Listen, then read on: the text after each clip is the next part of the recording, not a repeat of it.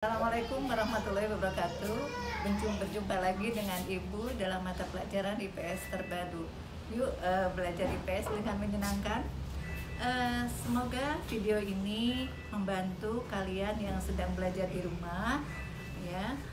Kemudian juga membantu ayah ibu kalian untuk membimbing kalian belajar IPS dan mengerjakan tugas di rumah. Kali ini Ibu akan membahas materi tentang interaksi sosial atau hubungan sosial. Setelah mempelajari interaksi sosial, kalian bisa atau dapat membedakan unsur-unsur interaksi sosial dan dapat mengidentifikasi macam-macam interaksi sosial. Yuk kita mulai. Interaksi sosial atau hubungan sosial dilatar belakangi manusia sebagai makhluk hidup dan manusia sebagai makhluk sosial. Sebagai makhluk individu, kalian bisa hidup sendiri, tentunya hanya di saat-saat tertentu saja. Misalnya ketika terdampar di satu pulau, kalian harus bisa hidup itu. Sebagai makhluk sosial, kalian tidak bisa lepas dari orang lain. Diawali dengan kelahiran kalian memerlukan ibu kalian untuk memberi air susu, kemudian mengurus ya. Bahkan kalian masih memerlukan ibu kalian sampai saat sekarang. Sebagai makhluk sosial, manusia mempunyai naluri gregarious, yaitu selalu ingin hidup dengan orang lain, walaupun misalnya hanya berbincang. Pengertian interaksi sosial adalah aksi dan reaksi yang muncul antar pribadi dengan pribadi, dan hubungan antar pribadi dengan kelompok.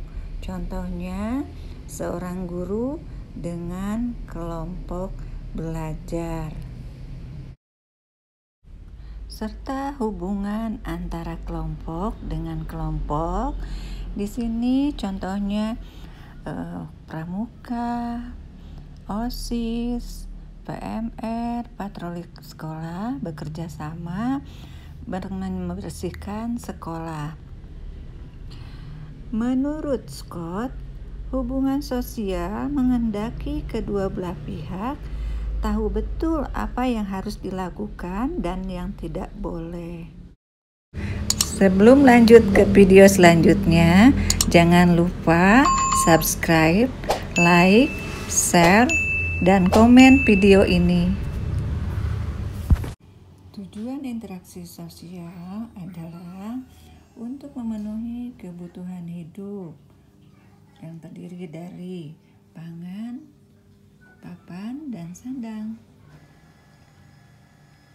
Untuk terjadinya proses interaksi sosial harus ada kontak sosial dan komunikasi. Kontak sosial artinya ada hubungan dengan teman, dengan grup, ya, dengan masyarakat.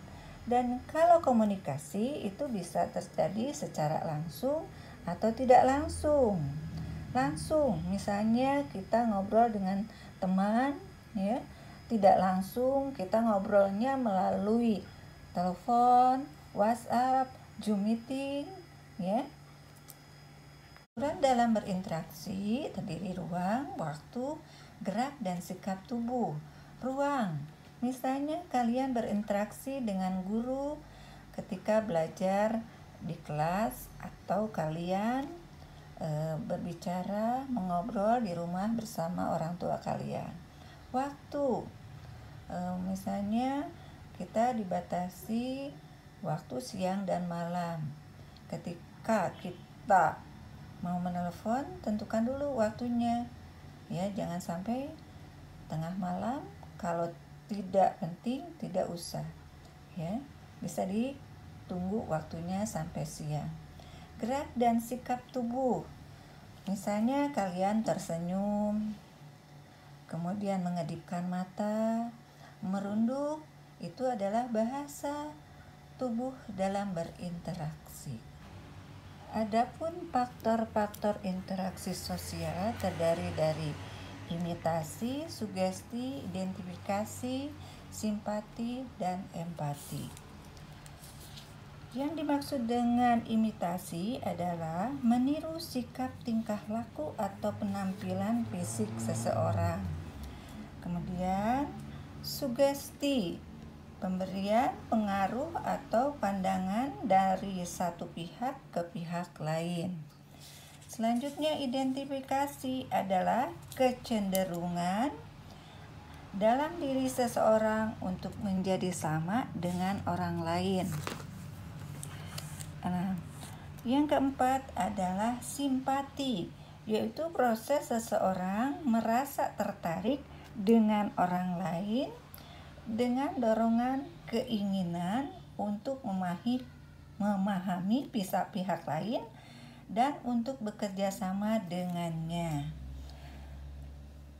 Sedangkan yang dimaksud empati merupakan proses di mana seseorang ikut merasakan penderitaan atas musibah orang lain dan ingin membantu meringankan penderitaannya.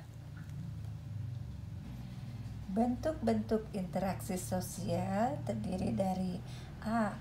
Proses-proses asosiatif dan B. Proses-proses disosiatif. Proses-proses asosiatif adalah proses yang menuju ke kerjasama dalam upaya mempersatukan. Sedangkan proses-proses disosiatif lebih condong akan menimbulkan konflik. Proses asosiatif terjadi apabila seseorang atau sekelompok orang melakukan interaksi sosial yang mengarah kepada kesatuan pandangan. Nah, proses asosiatif terdiri dari 1. Kerjasama, 2. Akomodasi, 3. Asimilasi.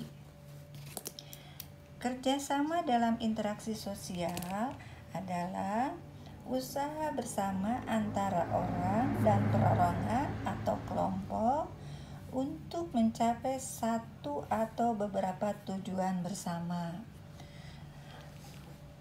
Kerjasama terdiri dari bargaining, kaptasi, koalisi, joint venture. Bentuk proses-proses asosiatif yang kedua adalah akomodasi. Akomodasi adalah usaha-usaha manusia untuk meredakan suatu pertentangan.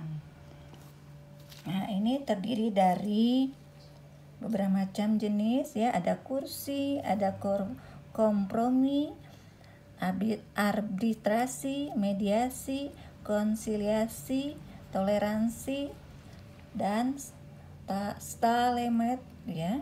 Kemudian adjudikasi. Proses-proses asosiatif selanjutnya adalah asimilasi, yaitu cara-cara bersikap dan bertingkah laku dalam menghadapi perbedaan untuk mencapai kesatuan dalam pikiran dan tindakan. Proses-proses interaksi sosial disosiatif terdiri dari kompetisi atau persaingan. Ya. Yang kedua adalah kontroversi. Yang ketiga adalah pertentangan atau konflik. Kompetisi atau persaingan adalah suatu proses individu atau kelompok yang bersaing untuk mencari keuntungan melalui bidang-bidang kehidupan tertentu. Contohnya pertandingan gelar juara bulu tangkis dunia. Kontroversi. Yang kedua kontroversi adalah sikap mental yang tersembunyi terhadap orang lain atau terhadap unsur-unsur kebudayaan suatu golongan tertentu. Yang ketiga adalah pertentangan atau konflik.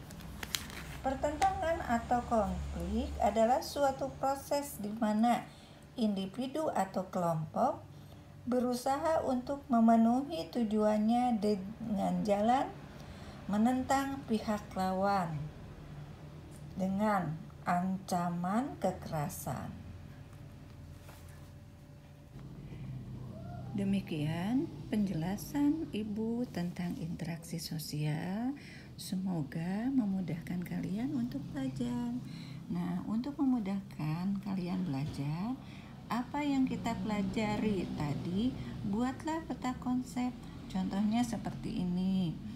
Buatlah apa itu latar belakang, pengertian, tujuan, proses, faktor, dan ciri interaksi serta bentuk-bentuk interaksi sosial.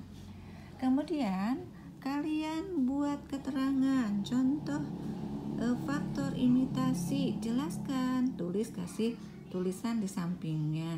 Imitasi adalah ini ya.